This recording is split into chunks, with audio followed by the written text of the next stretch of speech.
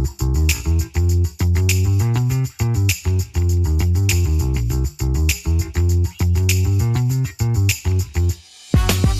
friends, welcome back to The Art of Spousing. I'm Lisa. Yeah, and I'm James, and we're so glad you're here with us today.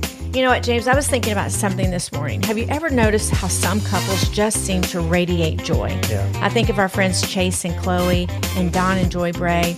They walk into the room and you feel this lightness and warmth between the two of them. Yeah, absolutely. And then there are other couples that when you think about that, you can almost feel the tension before they even speak, right?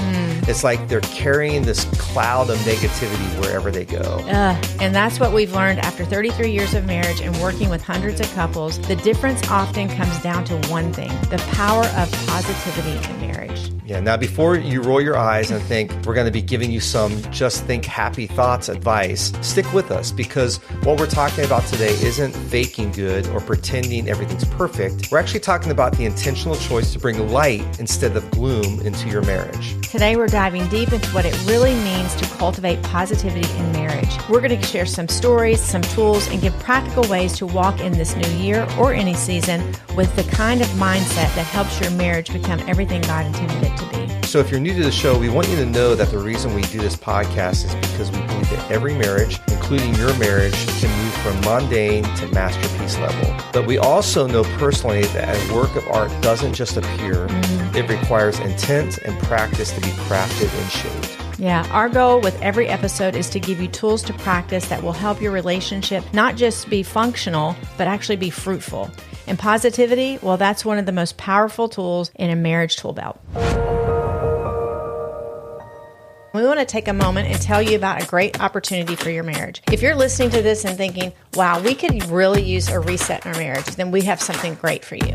We offer specialized and unique marriage intensives for couples. This is a 3-month coaching process with Lisa and I designed to help couples build the marriage they truly desire. It starts with 2 days in person where we help you gain clarity on where you are, where you want to go together, and then we build a purpose-driven roadmap to get you there. And the transformation doesn't stop there. The in-person experience is followed with 3 months of coaching. In that time, we'll walk you through intentional sessions to help you implement what you've learned, navigate challenges, and build lasting habits that strengthen your marriage. Whether your marriage is struggling, feeling stuck, or simply you just need a fresh vision, this is designed to bring clarity, connection, and renewal. If you're ready to stop living by default and start living by design, visit artofspousing.com to learn more, or you can schedule a short call with Lisa and I to talk more about it.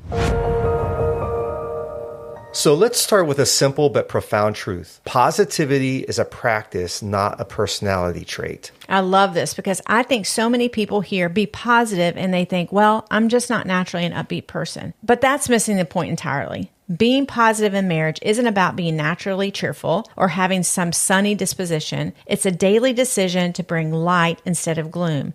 It's a discipline, not a temperament. I love that. It reminds me of Philippians 4:8, where the Apostle Paul says, whatever is true, whatever is noble, whatever is right, whatever is pure, and whatever is lovely, and whatever is admirable, if anything is excellent or praiseworthy, think about such things. You know, this is a key verse because Paul isn't saying only think about good things or pretend bad things don't exist. He's saying that we have a choice about where we focus our minds, and that choice actually shapes everything about how we show up in our marriage. Yeah, you've probably heard that some people are half glass full or half glass empty people. I have to be honest. I tend to be more of a half glass empty person by nature.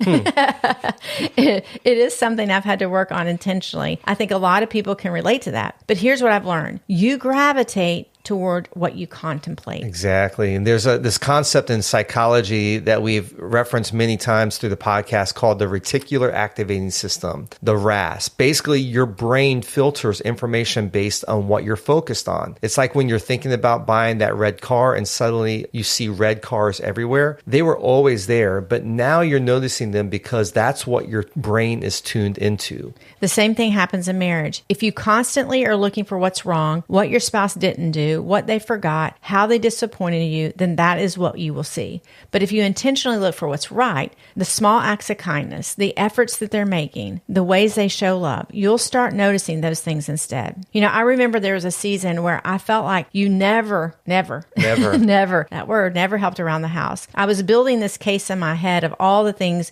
you weren't doing. Right. I was actually helping, but maybe not in the ways that you expected or noticed. Exactly. So I decided to do an experiment. For 1 week, without you knowing, I was going to actively look for ways you were actually helping, even if they weren't the ways that I would have chosen for you to help. It was amazing. I noticed that you were taking out the trash without being asked. You were managing our finances without frustration or guilt for me. You were going to the grocery store and you were doing other things to make our home move forward. I had been so focused on the dishes in the sink that that I missed all the other ways that you were contributing. Yeah, and once you started to acknowledge those things, I actually felt more appreciated, which made me want to even help more and actually maybe do the dishes in the sink. That's right. It completely changed the dynamic, not because our circumstances changed, but my focus changed. So the real question is, what are you looking for in your marriage? Because you will find exactly what you're looking for. Yeah, which brings us to something that goes even deeper than just what we notice. It's about how we interpret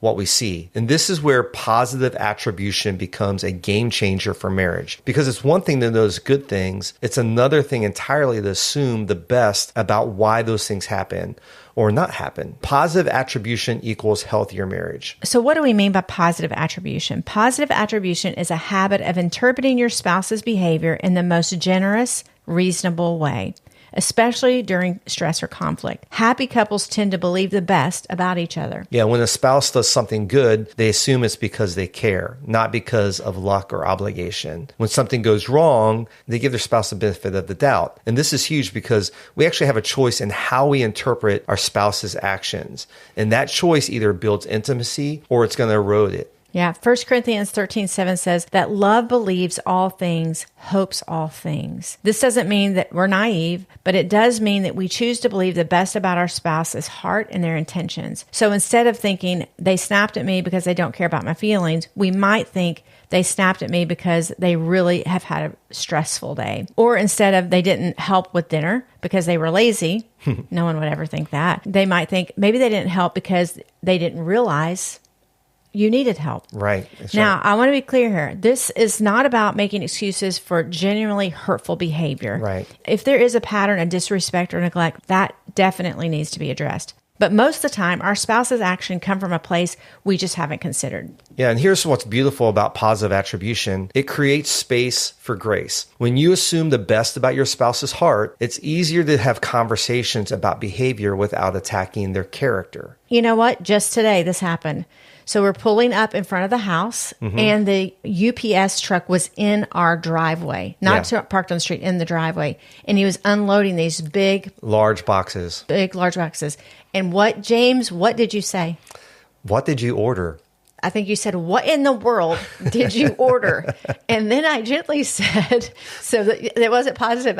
It wasn't. I assumed that you broke our bank on some big purchase. That's right. But no, it was something you ordered for your nonprofit. And That's right. Yes. So, that sometimes happens. Positive attribution would have been to think about, where did those boxes come? And maybe to ask a question like, what did we order this week? Right. What would be arriving that they would be pulling in our driveway? Exactly. Does that make sense, James? I just assumed you did it. So, positive attribution actually changes the whole dynamic in a conversation. Instead of creating conflict, we can have connection, which actually brings up another benefit of positivity in marriage. It actually creates emotional safety. And this is so important because positive marriages make space to be real without fear of criticism.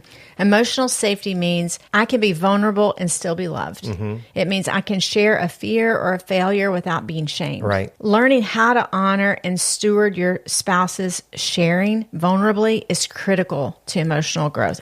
I have a few little tips here for this. Don't weaponize or bring it back up in a later conversation, especially if it's a tense conversation. Yep. Do not share it with other friends. This is what I find that happens a lot in the girlfriend world, is you share these things. This is not something to share. Choose to be honored and trusted with this information. It postures your heart to lean in differently. Proverbs 17:9 says, whoever would foster love covers over an offense. That doesn't mean we ignore problems, but it does mean we handle them with grace. I think about times in our marriage, James, when I was struggling with something, maybe an insecurity or a fear or just feeling overwhelmed. Right. The reason I can share those things with you, James, is because I know you're going to respond with kindness. Right. And not criticism or shut me down or go, well, that's not really true. Right. I don't know why you would feel that way. You listen and empathize with me. Yeah, our mutual emotional safety didn't happen overnight. It was built through thousands of small moments where we chose to actually respond to each other's vulnerability with grace instead of a judgment. I remember a few years ago when I made the transition from a stable 30-year career in full-time church work to become a full-time entrepreneur, which is pretty scary.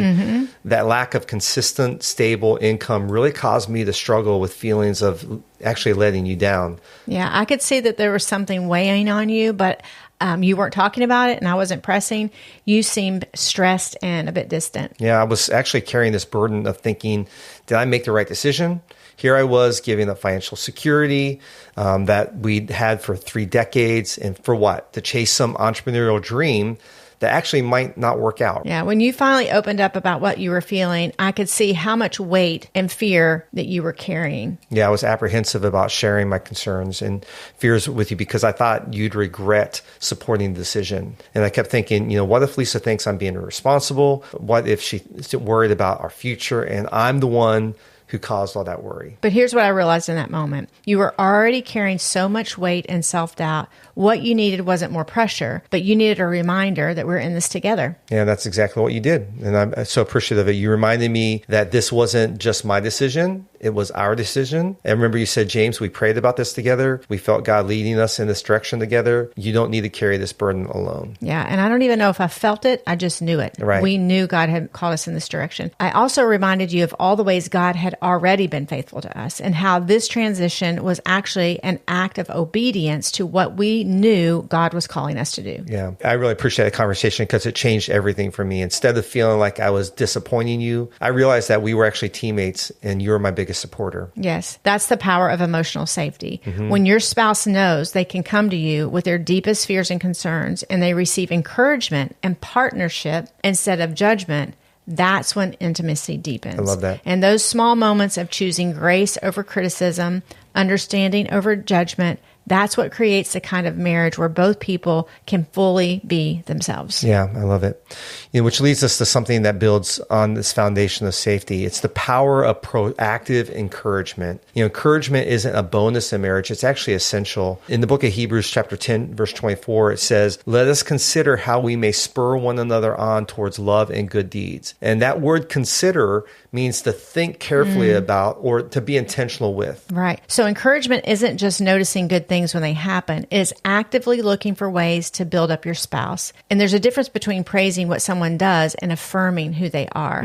So instead of just saying, thanks for doing the dishes, you might say, I love how thoughtful you are. You saw that I was tired and you took care of the kitchen without me even asking. Yeah. Or instead of just saying, good job on that presentation, you might say, you have such a gift for explaining complex ideas in ways people can understand. And I'm proud of how you use that gift today for people. You can totally see the difference. Right. One acknowledges action and the other affirms character and calling. Here's what we've learned. People live up to or down to the identity you speak over them. If you're constantly pointing out of what's wrong, they'll start to see themselves as someone who can't do anything right.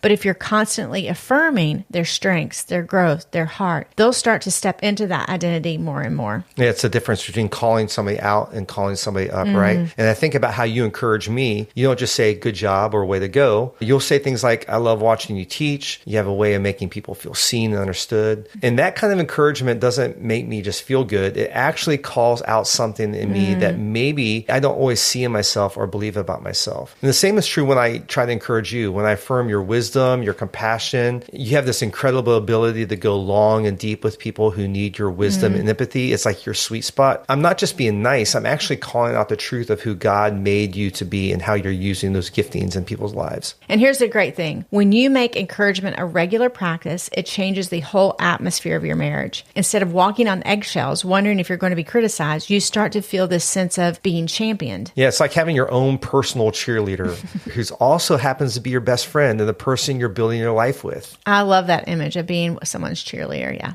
I remember there's a song by, I think the group is called OMI from about 9 or 10 years ago.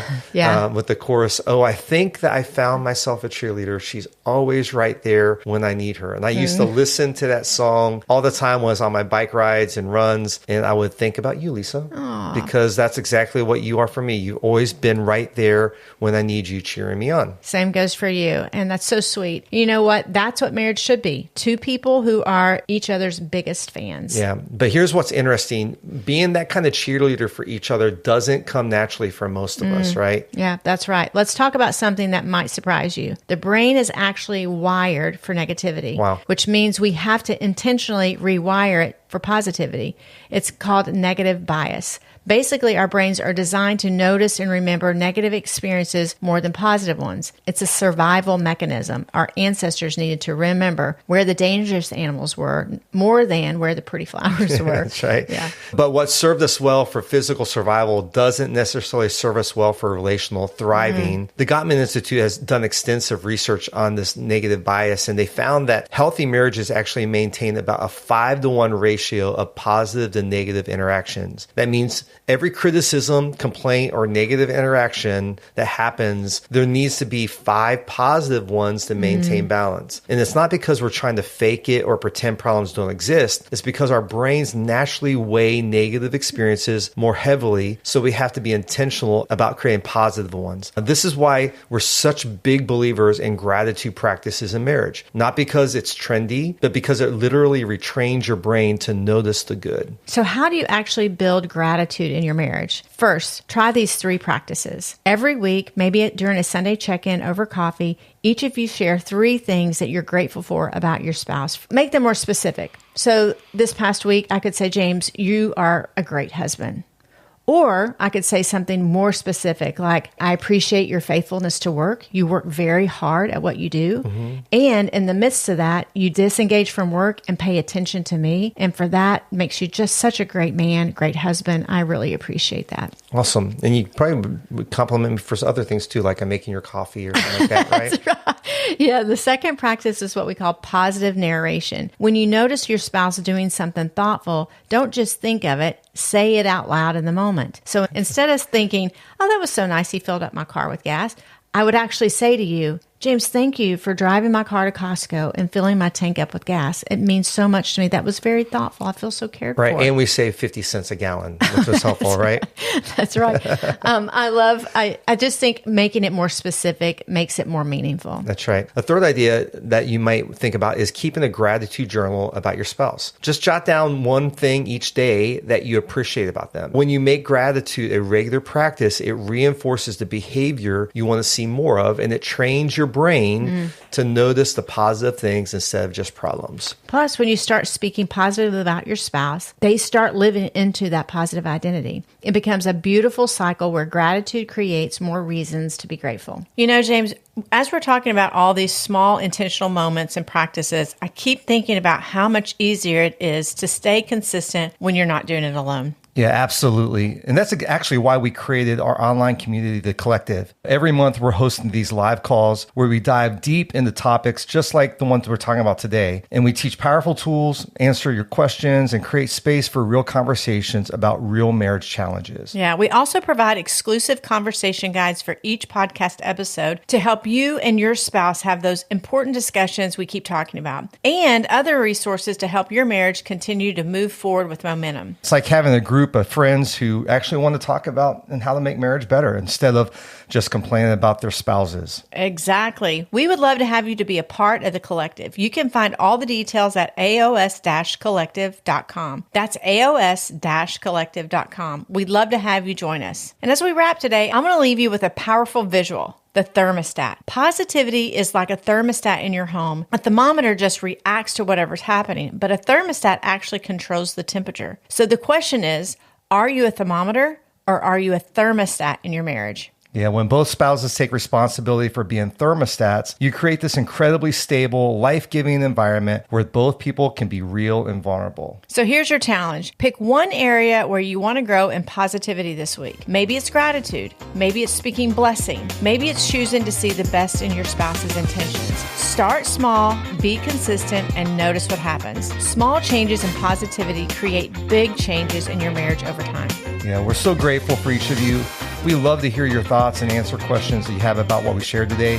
You can email us at hello@artespousing.com, or you can direct message us on Instagram @artespousing. And don't forget to sign up for our weekly email with the link in the show notes. Think of the couples in your life. We all need a dose of investment in our marriage. Encourage their marriage by sharing the podcast with them. You can also help other people find the podcast by rating the podcast and leaving us a review. Have a great week, and we will see you next time on the Art Espousing podcast. Until then, bye-bye.